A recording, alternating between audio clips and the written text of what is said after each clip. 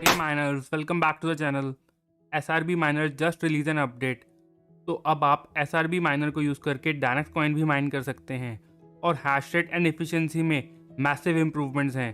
तो वीडियो शुरू करने से पहले अगर आपने अभी तक चैनल को सब्सक्राइब नहीं किया है तो पहले सब्सक्राइब कर लें एंड अगर वीडियो पसंद आए तो वीडियो को लाइक ज़रूर करें। तो यहाँ आप गिटहब पर देख सकते हैं SRB Miner का नया वर्जन 2.2 है एंड इसके ऊपर Dynex Coin का सपोर्ट दिया गया है। तो अब SRB Miner को यूज़ करके हम Dynex Coin भी माइन कर सकते हैं एंड जो डेव फी है वो 3% है। अभी क्योंकि अकेला SRB Miner ही है इसीलिए ये डेव फीस तो ज़्यादा ही चार्ज करेंगे। इन फ्यूचर अगर कोई और माइनर आया तब एक कंपटीशन क्रिएट हो जाएगा, तो हो सकता है तब डेव फी कम कर दें। तो अभी ये SRB Miner को यूज़ करके आप AMD, NVIDIA एंड इंटेल तीनों GPUs के ऊपर Dynex Coin को माइन कर सकते हैं। अब हाईवेस में चलते हैं एंड देखते हैं हमें कैसे रिजल्ट मिले हैं SRB Miner को यूज़ करके। तो यहाँ आप हाईवेस में देख सकते हैं ये मेरी 9 कार्ड की रिग है जिसमें 5 3070 Ti एंड 4 3060 कार्ड्स हैं एंड 3060 के ऊपर मुझे लगभग 377 हैश मिल रही है 72 वॉट्स पे एंड वहीं 3070 Ti 440 हैश दे रहा है 100 वॉट्स पर। तो यहाँ पर हम देख सकते हैं 3060 कार्ड क्लियरली काफ़ी ज़्यादा एफिशिएंट है इस एल्गोरिथम के ऊपर। उसका मेन रीज़न वही है जो हमारी मेमोरी है वो 12 GB है 3060 कार्ड पर एंड 3070 Ti पर 8 GB है। तो जितनी भी VRAM ज़्यादा होगी जिस भी कार्ड की वो ज़्यादा बेटर परफॉर्म करेगा इस एल्गोरिथम के ऊपर। अब इसके लिए हमें अपनी फ्लाइट शीट कैसे सेटअप करनी है वो देख लेते हैं।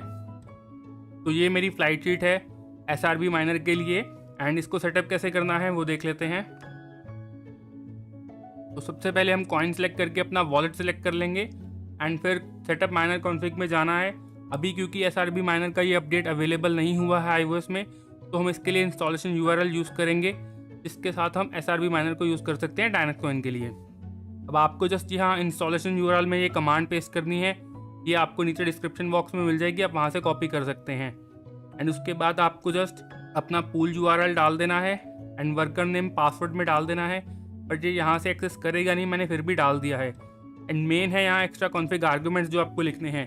आपकी जो माइनिंग है वो सारी इसी के ऊपर डिपेंड है। तो सबसे पहले हमें डिसेबल CPU करना है क्योंकि हम CPU के साथ इस कॉइन को नहीं माइन करने वाले। एंड फिर पासवर्ड डालेंगे एंड उसके बाद अपना वर्कर नेम डाल देंगे कि जो पूल है वो आपके पासवर्ड से ही वर्कर नेम पिक करता है। एंड उसके बाद जो हमारी कोर क्लॉक है वो एंटर कर देंगे, memory clock and core offset. तो तीनों एंटर करने के बाद आपको अपना ये कमांड एंटर करनी है मैलब एंड पॉइंट एंड उसके बाद आपका पूल URL आ जाएगा एंड फिर एल्गोरिथम आ जाएगी Dynex एंड उसके बाद हमें वॉलेट एंड उसके बाद उसका वॉलेट एड्रेस जिस पर आपको अपना Dynex का पे आउट लेना है। तो ये सारी चीज़ हमें एक्स्ट्रा कॉन्फ़िग आर्गूमेंट में एंटर करनी पड़ेगी। मैं एज इट इज़ आपको नीचे डिस्क्रिप्शन बॉक्स में ये सारी कमांड्स दे दूंगा, आपको जस्ट वहाँ से कॉपी करनी है। एंड जो वर्कर नेम आपको प्रेफर करता है वो आप इसमें डाल सकते हैं पासवर्ड वाली जगह में एंड जो वॉलेट एड्रेस है वो आपको रिप्लेस करके अपना वॉलेट एड्रेस डालना है एंड उसके बाद जस्ट अप्लाई चेंज पर क्लिक कर देंगे एंड अब आपको जस्ट अपनी फ्लाइट शीट रन करनी है। उसके अलावा कोई और सेटिंग आपको करने की ज़रूरत नहीं है एंड ना ही यहाँ आपको कोई ओवरक्लॉक डालने की ज़रूरत है। जस्ट आपको पावर लिमिट सेट करनी है। इस एल्गोरिथम के लिए सबसे ज़्यादा ज़रूरी है कि आप पावर लिमिट यूज़ करें, नहीं तो जो पावर है वो काफ़ी ज़्यादा इंक्रीज़ हो जाती है। तो पावर लिमिट यूज़ करके आप अपनी रिग को एफिशिएंट बना सकते हैं। अब हम माइनर स्क्रीन में चलते हैं एंड देखते हैं वहाँ कैसे रिजल्ट हमें दिखाता है। तो ये माइनर स्क्रीन है, आप यहाँ देख सकते हैं कि Dynex Coin भी हमारा माइन हो रहा है माइनर के अकॉर्डिंग एंड जो इफिशियंसी है वो 4.6 एंड 4.72 मुझे मिल रही है 3060 पर एंड वहीं 3070 Ti पर 4.4 की इफिशियंसी है। तो इन अ वे इतना बुरा नहीं है जो जैसे अगर हम कंपेयर करेंगे जो Dynex ने खुद का माइनर प्रोवाइड करा था उससे, ये माइनर काफ़ी ज़्यादा बेटर रिजल्ट दे रहा है हमें Dynex Coin के ऊपर।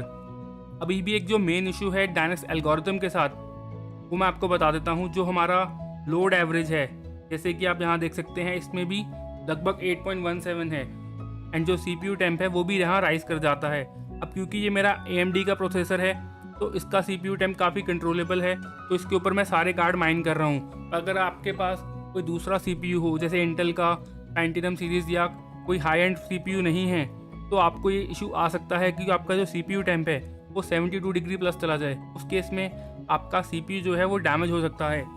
उसको आप कैसे सॉल्व कर सकते हैं उसका मैं एक तरीका बता देता हूँ कि आप सारे कार्ड्स अपने नाम माइन करें उस रिग के ऊपर, कुछ लिमिटेड कार्ड्स ही माइन करें। जैसे कि मैं आपको दिखा देता हूँ मैं कैसे कर रहा हूँ। ये मेरी एक 3080 कार्ड की रिग है। आप यहाँ देख सकते हैं कि सिर्फ मैंने एक ही कार्ड पर जो है वो डायनेक्स कॉइन माइन कर रहा हूँ, बाकी के कार्ड्स पर डायनेक्स कॉइन नहीं कैस्पा माइन कर रहा हूँ। एंड उसकी वजह से जो मेरा CPU टेम्प है वो कंट्रोल में है एंड लोड एवरेज भी देख सकते हैं आप, इंक्रीज नहीं हुई है।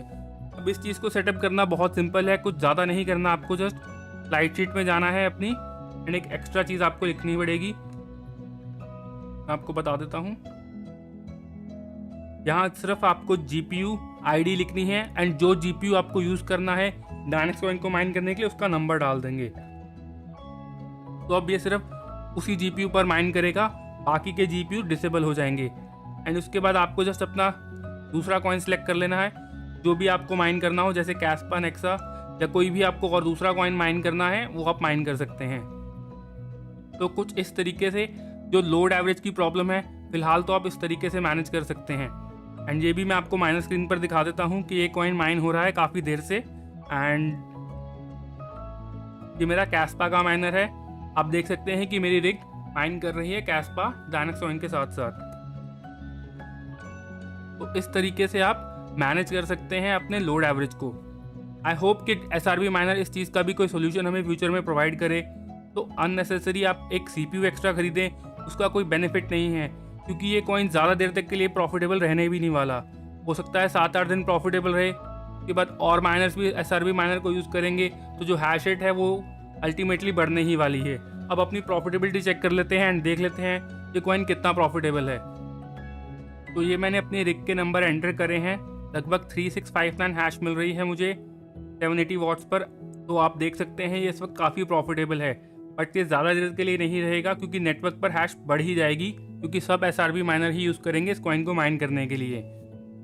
आप यहाँ हाईवेज पर देख सकते हैं लगभग 1 घंटे से मेरी रिग SRB माइनर पर काफ़ी स्टेबल है। एंड अब चेक कर लेते हैं जो हैश रेट हमें यहाँ दिखा रहा है हाईवेज में, क्या उतनी सेम हैश रेट हमें पूल पर भी मिल रही है, बिकॉज प्रॉफिट तो एक्चुअल वहीं से पता चलेंगे। तो हम अब अपने पूल पर चलते हैं एंड चेक करते हैं इस चीज़ को।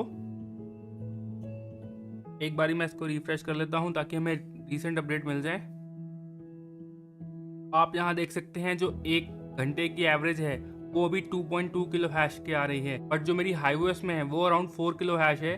तो अभी उतनी हैश रेट तो नहीं दिखा रहा, इतनी हाईवेज के अकॉर्डिंग होनी चाहिए, बट ये अभी काफ़ी जल्दी है बोल पाना कि ये जो एक्चुअल हैश रेट है वही है, क्योंकि हमें एटलीस्ट 24 आवर के रिजल्ट चाहिए, उसके बाद ही हम कुछ कंक्लूड कह पाएंगे। जो हैश रेट है वो माइनर में कम दिखा रहा है एज कम्पेयर टू हाईवेज, तो उसके लिए हमें एटलीस्ट 24 आवर वेट करना पड़ेगा।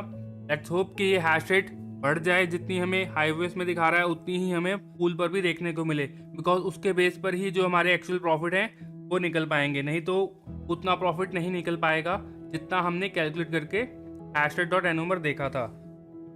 तो आई होप वीडियो आपको इन्फॉर्मेटिव लगी हो, एंड अगर आपको इसको सेटअप करने में कोई प्रॉब्लम आती है तो आप कमेंट सेक्शन में अपने क्वेश्चन पूछ सकते हैं, या फिर डिस्कॉर्ड चैनल ज्वाइन करके वहाँ भी आप क्वेरी पूछ सकते हैं। तो see you in the next video, till then take care and bye.